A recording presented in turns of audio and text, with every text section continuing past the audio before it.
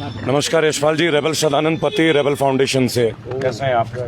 अभी उत्तराखंड के दौरे पे हम लोग। आपका 1 मिनट का वर्जन लेना चाहूँगा सर। पूरा मेरे ख्याल से 11 करोड़ हमारे फॉलोअर्स हैं मेरे फाउंडेशन के।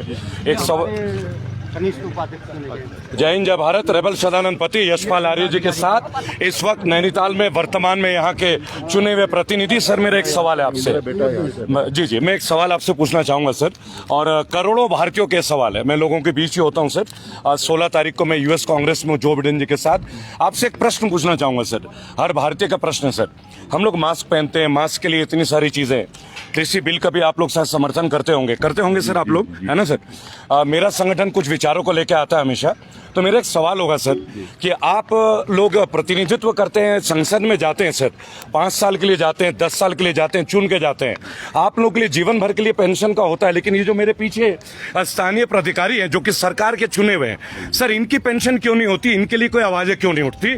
आप लोग 5 साल चुन के एमएलए एमपी बन के जाते हैं, इन लोगों को पेंशन क्यों नहीं मिलती सर? ये बात पार्लियामेंट में क्यों नहीं उठाई जाती? मेरे साथ सरकार के जो पीछे लोग हैं, जो सिलेक्टेड लोग हैं, उनकी पेंशन क्यों नहीं मिलती है सर? 5 साल में देशभक्ति का ऐसा क्या नजारा इंडियन पॉलिटिकल सिस्टम में कि हमारे एमएलए एमपीज को बेनिफिट मिलती है? मेरे देश के करोड़ों फौजी, सीआईएसएफ, सीआरपीएफ, इंडियन आर्मी और मेरे पुलिस के वो लाखों लोग जो कोरोना का, नहीं ये मेरा आवाज है सर, मैं बोलता है ऐसा, मैं रेबल हूं सर जी। तो आपको क्या लगता है सर, आप लोग प्रतिनिधित्व करते हैं जनता का, क्या आप लोगों को इनके लिए पार्लियामेंट में आवाज नहीं उठानी चाहिए? निश्चित रूप से आपका कहनाबाजी। मैं आपके एक वर्जन बस जानना चाहूंगा। आपका जो कथन है, जो आपने कहा है, निश्चित रूप से जी सारगर्भित है, आवाज आनी चाहिए जी। क्योंकि देखिए सर, कोरोना के विस्मय परिस्थिति में हमारे जो मौलिक अधिकार हैं जी, उसके अंतर्गत जो भी व्यवस्थाएं हैं, थोड़ा सा और जोर से बोलेंगे सर। जो भी हमारे मौलिक अधिकार हैं उनके अंतर्गत जो भी व्यवस्थाएं हैं जी, उनका अनुपालन सुनिश्चित होना चाहिए जी। क्योंकि देखिए, उनका परिवार भी, किसी फौजी का, व्यक्ति का परिवार का अगर कोई परिवार चला जाता है सर, उनको इस पेंशन के ऊपर सर 2 मिनट देंगे सर, जस्ट 2 मिनट जी। तो आप ये चाहते हैं कि सर आपके हिसाब से होना चाहिए पेंशन? जी जरूर आप जी। जय हिंद जय भारत। रेबल सदानंद पति, रेबल फाउंडेशन के 11 करोड़ से ज्यादा लोग आज इस बात को हर जगह आवाज उठाते हैं कि एमएलए एमपी 5 साल में चुन के, और जब ये मंत्रिमंडल इनको 3-3 पेंशन मिलती है, मेरे देश के फौजियों को क्यों नहीं मिलता? सीआईएसएफ के, सीआरपीएफ के लोगों को क्यों नहीं मिलता?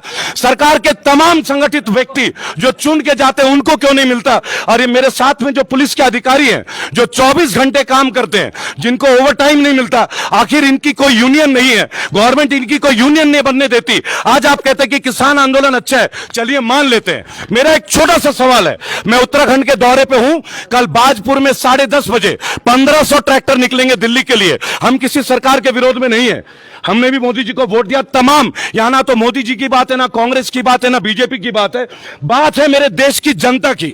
मेरे साथ जो सरकारी महकमे के लोग पीछे खड़े होंगे, आखिर इन्हें पेंशन क्यों नहीं मिलता? पार्लियामेंट में इनके लिए आवाज क्यों नहीं उठती? पार्लियामेंट में मजदूरों के हक के लिए आवाज क्यों नहीं उठती? जब ये कहा जाता है कि जीएसटी में 5 शव यात्रा में लोग जाते हैं और वो लेंटर गिरता है, 25 लोग जो है अकाल मृत्यु के शिकार होते हैं, फिर उनके घर वालों को 2 लाख का मुआवजा क्यों देता है? क्या ये गलत नहीं है? क्या ये गलत नहीं है? क्या ये गलत नहीं है मेरे दोस्तों? हमारे ही देश में जहां लाखों करोड़ का जीएसटी का मिलता है और हमारे जनजीवन में एक व्यक्ति को 2 लाख का मुआवजा, मैं इसी तरह निरंतर दोस्तों अमेरिका जाने से पहले निरंतर हर एमएलए एमपी से यह सवाल पूछता रहूंगा। और बहुत ही शीघ्र हम लोग अपने स्थानीय विधायक के घर भी जाएंगे और उनसे ये पूछेंगे कि अगर आप किसी बिल का समर्थन करते हैं और आप लोग चुने हुए जनप्रतिनिधि हैं, आपको ए टिकट की सुविधा मिलती है, आपको फर्स्ट क्लास की सुविधा मिलती है, तो मेरे देश के फौजी, मेरे देश के पुलिस वाले, सीआईएसएफ, सीआरपीएफ, इन लोगों को पेंशन क्यों नहीं मिलता? इनकी आवाजें क्यों नहीं उठती? गलत है क्या? लोग बोलने के लिए आवाज आगे नहीं आते, कारण क्या है? कोई बोलेगा तो कुछ होगा।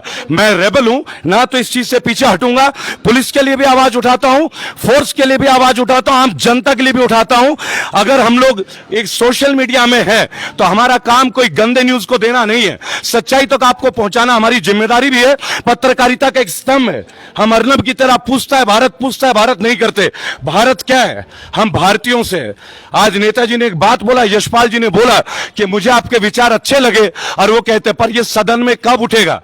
इन लोगों की तनख्वाह बढ़ गई, सदन ने एक मत में बहुमत दे दिया। ऐसा क्या कार्य करते हैं हमारे देश के चुने हुए नेता? उनकी सैलरी, उनके रिटायरमेंट तक, उनके रिटायरमेंट के बाद जब वो नेता नहीं रहते, तत्पश्चात उनको इतनी सुविधाएं। और मेरे देश का पुलिस, मेरे देश का फौजी, मेरे देश का सीआईएसएफ, सीआरपीएफ, ये जितने लोग हैं पैरामिलिट्री फोर्सेस, ये कौन सा देशभक्ति में कमी करते हैं जो इनके परिवारों को सुविधा नहीं मिलती है? जय हिंद, जय भारत। ये सवाल हम पूछते रहेंगे। कल बाजपुर सुबह 10:30 बजे उत्तराखंड किसान यूनियन के ज्यादातर लोग हमारे फाउंडेशन के साथ होंगे। 17 मीडिया की टीम हमारी सारी चीजों को कवर कर रही है, आप लोगों के लिए 24 घंटे तत्पर। जय हिंद, जय भारत।